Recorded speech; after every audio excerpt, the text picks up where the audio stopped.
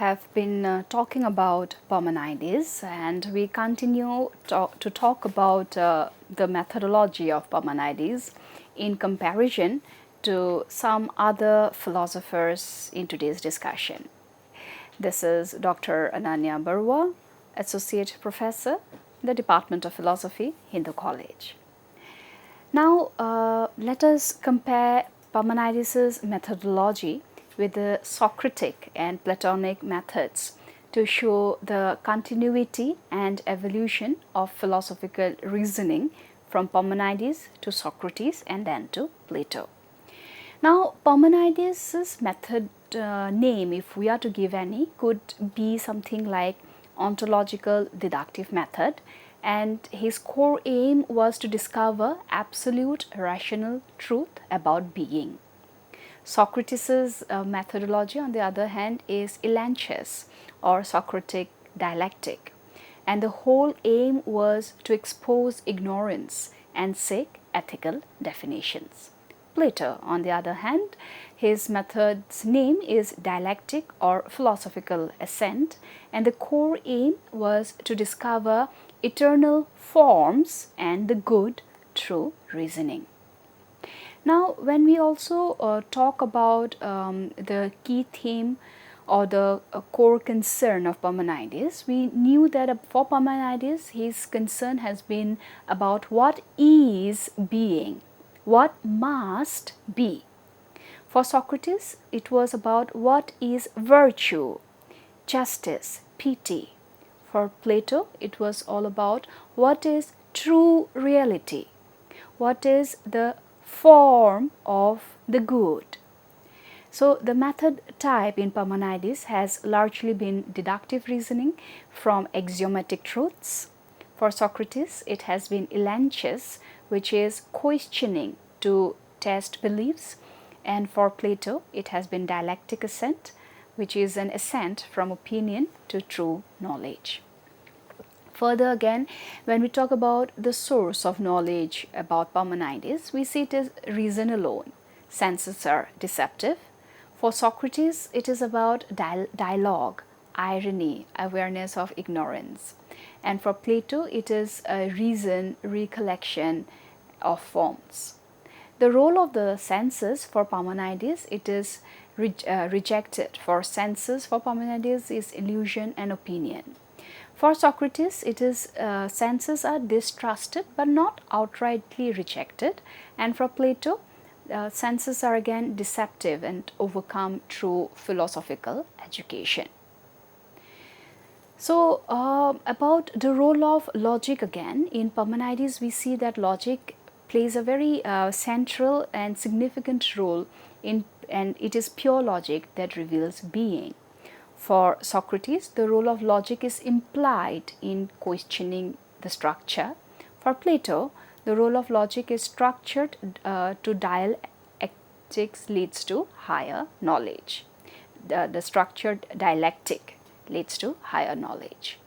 Now, when we talk about the view on change, Parmenides was absolutely clear that it was illusory. Socrates accepts change in moral character and belief. Plato, on the other hand, talks about dualism of the world of change versus the world of forms. Now, about the use of myth, we see that in Parmenides it was allegorical proem through chariot and goddess. For Socrates, use of myth is rare. It focuses on live discussion. For Plato, it is extensive. Myth of the cave, the divided line, the simile of the sun, and so on. Now, view on the notion of being, we see about Parmenides that it cannot exist or be thought. Socrates had said not explicitly defined about the notion of non-being, and for Plato the notion of non-being is reconceived as difference in sophist. Now, about truth, Parmenides talks about truth as something which is necessary, eternal being. Socrates says that truth emerges through questioning and contradiction, and Plato talks about truth as eternal forms, especially the form of the good. So we see the continuity and evolution from Parmenides to Socrates. Socrates inherits rigorous commitment to rational dialogue.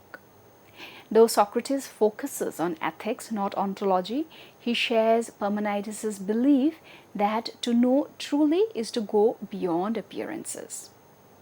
Socrates' refutation or Elanches clears away false belief akin to Parmenides' rejection of doxa. The continuity is this: the reason must expose contradiction and illusion, and difference is that Socrates emphasizes moral ignorance, not metaphysical being. Now, the evolution or the continuity from Parmenides to Plato is seen when Plato reconciles Parmenides and Heraclitus and accepts Parmenides' changeless being as forms, eternal perfect ideas, and accepts Heraclitus' flux in the sensible world. Plato's two-world theory reflects these syntheses: the world of becoming, which is sensible, changing, and the world of being, intelligible, unchanging forms. In the Sophist, Plato goes beyond Parmenides. He argues that not being is not nothing but difference. This allows for falsehood, negation, and discourse impossible in Parmenides' logic. The continuity is that being is the ground of knowledge, reason must seek eternal truth. Difference is this, that Plato creates a more dynamic metaphysics where non-being as difference and becoming have limited intelligibility. Now, if we are to talk about the three philosophers, Parmenides, Socrates, and Plato, in the methodological tools comparison as displayed in the PPT here, we see that the tool or the method of axiomatics. For Parmenides, it is yes, based on being is. For Socrates, no. For Plato, it is implied in structure of forms. For dialogue, Parmenides, it is no. Socrates, yes, it is central method. Plato, yes, refined dialogues that build arguments. Negation, Parmenides, no, not being is denied. Socrates, yes, via refutation, and Plato, yes, difference used positively. Now, about irony, Parmenides, there is none. For Socrates, it is central, to Socrates, it is no, and occasional, yes, soul recalls, forms, truth, dialectic. Now, about the ascent or epistemic ladder, we see that for Parmenides, it is implied metaphysical ascent, and for Socrates, it is no. For Plato, it is explicitly divided line, cave ladder of love. So, this methodology is important, and it is clear that we can go ahead with a comparison as displayed in the PPT. Now, Parmenides provides the foundation of metaphysics with being as a necessary logical absolute. Socrates introduces a moral epistemological method that questions the certainty of belief, and Plato synthesizes and transcends them both, rooting truth in unchanging forms but acknowledging the realm of becoming and the role of dialectical ascent. So, we see that from Parmenides, Plato inherits the concept of eternal being and rational necessity. From Socrates, Socrates inherits the dialogical method of love of wisdom and moral focus. Now, we are good to have a summary at the various notions of Parmenides and the question of being. In the PPT displayed here about the theme of category of the core of being, Parmenides says that being is an unchanging, indivisible eternity. Heraclitus talks about being is flux, everything flows. Plato talks about true being exists in unchanging forms, ideas. Aristotle, being is equivalent to substance, a balance of form and matter, potential and actuality. Heidegger, being is not a thing, but the disclosure of beings. About non-being, Parmenides is absolutely, it cannot be, it is unthinkable.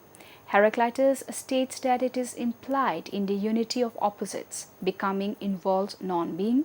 For Plato, non-being exists as a difference essential for dialectics. For Aristotle, non-being is equivalent to potentiality, the capacity to become, and for Heidegger, non-being is essential as concern being reveals by hiding. About change and motion, Parmenides talks about illusion, contradictory, impossible. Heraclitus talks about change and motion as it is central. Reality is defined by perpetual change. Plato talks about the world of senses that changes, but the reality does not, and Aristotle accepts change, distinguishes between actuality and potentiality. Heidegger, on the other hand, talks about change is the unfolding of being in time or temporal. About perception versus reason, Parmenides talks about perception deceives, only reason leads to truth. Heraclitus talks about both senses and logos are valid, but truth is in process. Plato talks about reason, perception. The soul recalls forms. Aristotle says that perception gives data, but reason organizes through categories. Heidegger talks about perception is partial, being is revealed through attunement. When we talk about the core concept of utility versus multiplicity in Parmenides, we see that it is only one true being, multiplicity is illusion. For Heraclitus, multiplicity through the mission of opposites is there. For Plato, many forms, but they partake in one or God. For Aristotle, many beings with individuals' essences, and Heidegger, being is one as a mystery but disclosed in many ways. Now, the key texts or ideas for Parmenides on nature: fragments, being is not, and cannot be thought of. For Heraclitus, fragment, water is the war is the father of all, everything flows. For Plato, Parmenides, Republic, Sophist, Theory of Forms are the key works. For Aristotle, metaphysics, substance, four causes are his key work. Heidegger, being and time, Dasein, being as time. Influence on metaphysics, Parmenides, we see influence in foundation of ontological monism. Heraclitus, it is proto-dialectics, influence on Hegel. Plato, it is all about dualism of forms versus world, laid base for idealism. Aristotle, grounded science and logic of being and becoming. Heidegger, revives and logical questioning lost in Western metaphysics. Method, Parmenides is strict logical deduction. Heraclitus, aphoristic, poetic and experiential logos. Plato, dialectic reasoning, assent to the form of the good.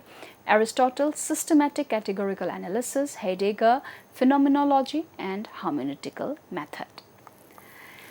So, the key differences at a glance that we have had seen between Parmenides, Heraclitus, Plato, Aristotle have been stuck quickly. About Parmenides, if the question is asked, is being is static or dynamic, his answer is static. Can non-being be thought? He will say no. Structure of truth is rational intuition. For Heraclitus, is being static or dynamic? Dynamic, ever changing.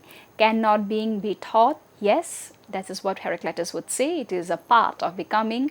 And the source of truth, he would say it is all about logos, reason or the world. Similarly with Plato, if the question again is asked, is being static or dynamic, he would say static, forms. Can non-being be thought? He would say yes, as difference.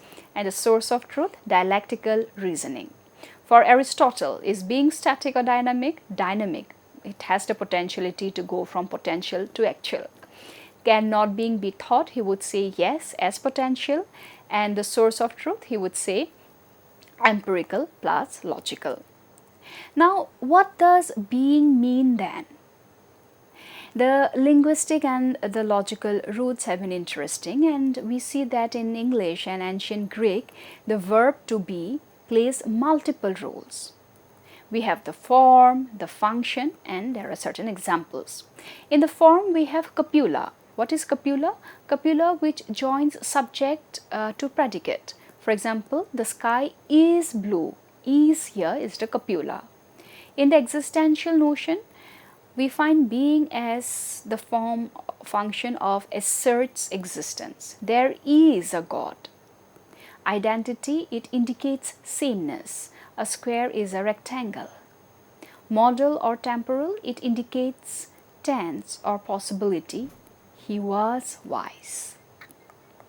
So, being in Parmenides refers not to a thing but to the act, fact, and necessity of being at all, which is pure existence without qualification. So, Parmenides' use of the verb to be, the logical breakdown, if we are to see, we find it here that Parmenides builds his argument around the necessity and the absoluteness of being using the copula form of to be. He asserts being is not, being is not. Let's apply the logical analysis here. The copula use or identity and prediction, being is, which is that which is being.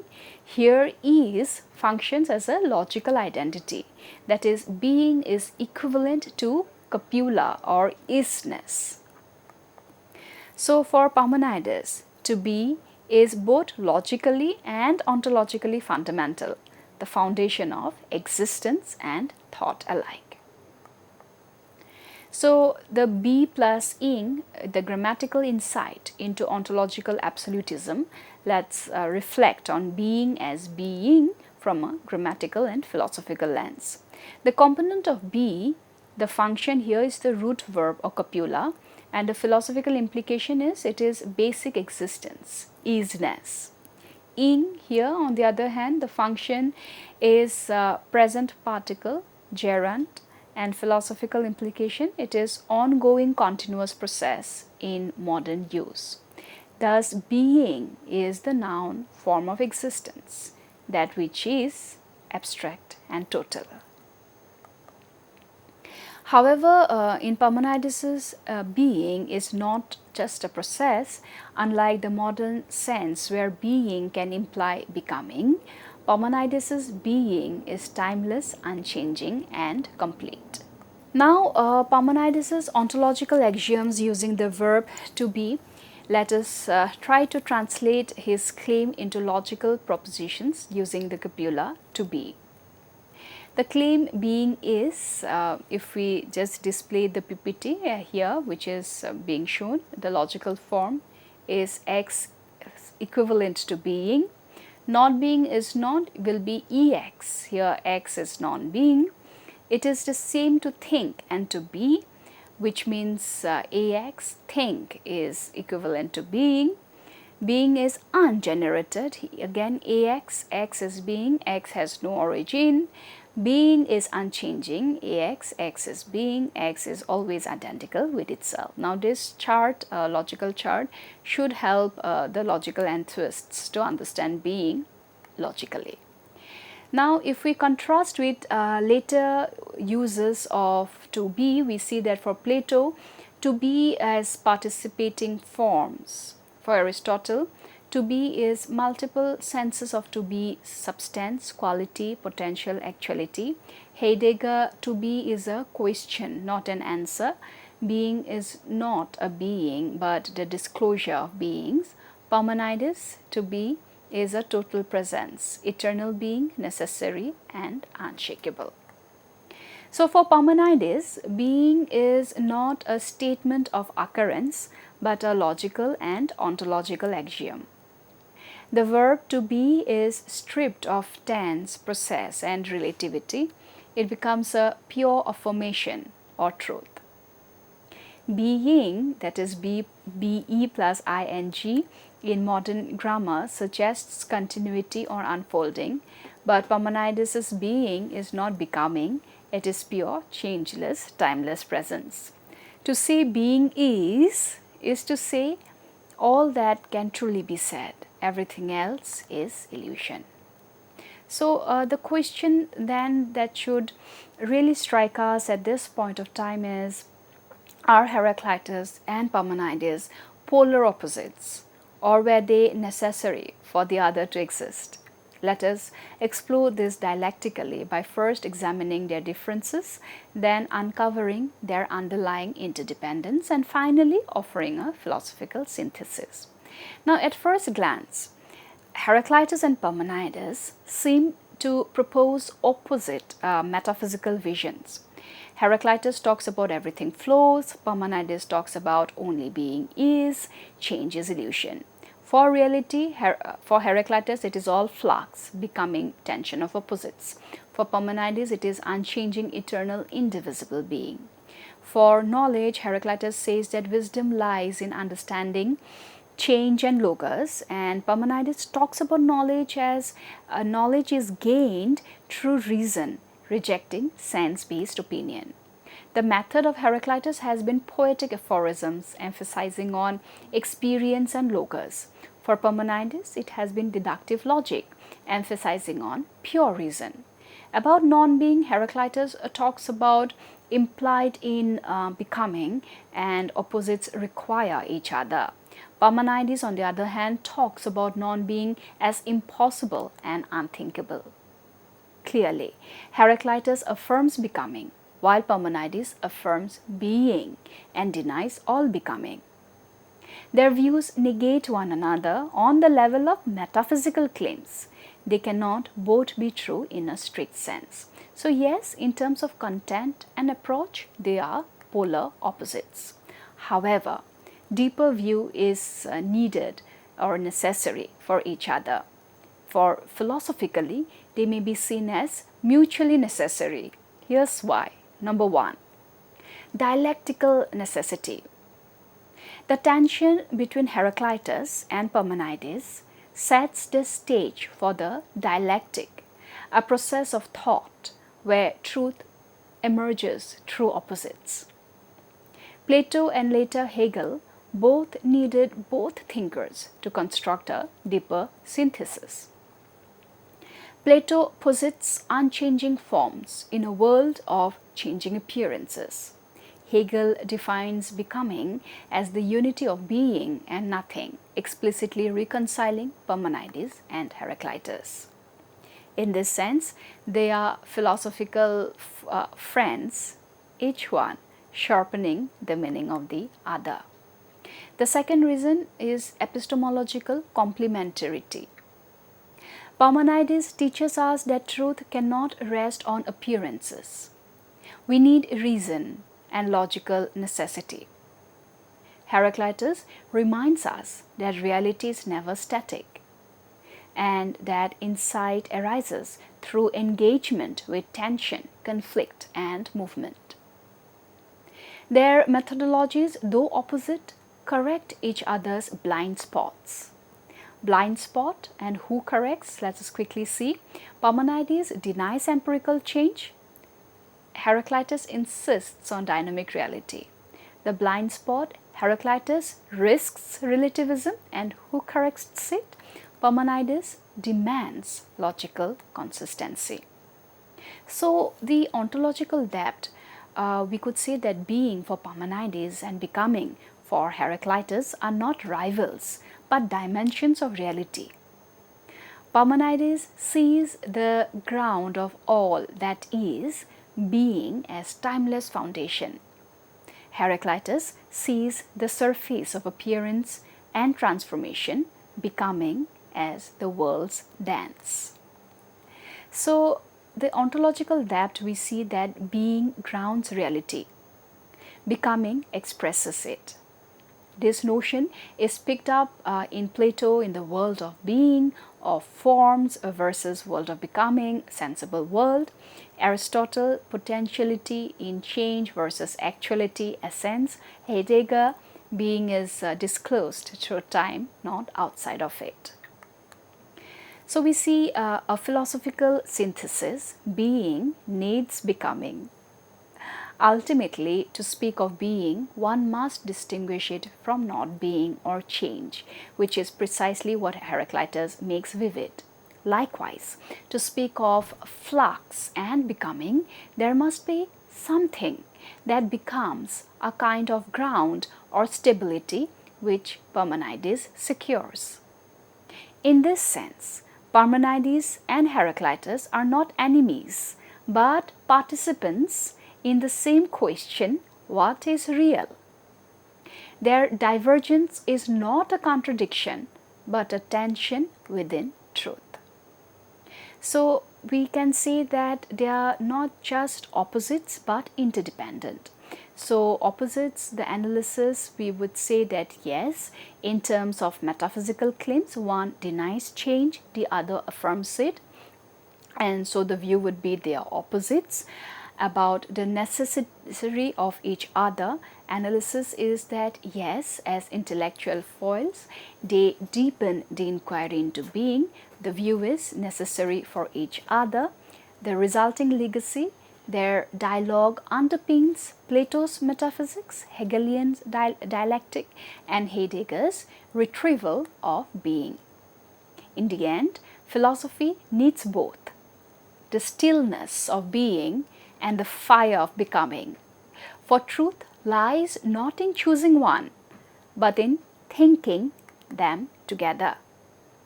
The methodologies of Heraclitus and Parmenides differ fundamentally because they reflect opposing metaphysical commitments, contrasting views of knowledge, and divergent rhetorical styles, yet both are crucial to the birth of philosophical thinking in the West. So quickly, the core method of Heraclitus, experiential logos, to insight into oppositional unity. For Parmenides, it has been deductive reasoning from the principle of being. About the form of expression, for Heraclitus, it has been aphoristic, poetic, paradoxical fragments. For Parmenides, it has been extended, logical, poetic argument in hexameter. For the aspect of the starting point, we see in Heraclitus, the world is in a flux, everything flows. For Parmenides, being is and not being is not as an axiom. The key philosophical tool in Heraclitus, it's all about logos. For Parmenides, it is reason. The role of perception for Heraclitus is important, though limited. Reality is revealed through tension and opposites. For Parmenides, the role of perception is distrusted, the senses deceive. Truth comes only through reason. And the view of change for Heraclitus, change is real, necessary, and defines reality. For Parmenides, change is illusion, nothing comes into being or perishes. So we see that both Heraclitus and Parmenides live through each other. Apparently, yes, they seem to be on a divergent pace, but on a deeper insight, one is needed for the existence of the other. Thank you so much.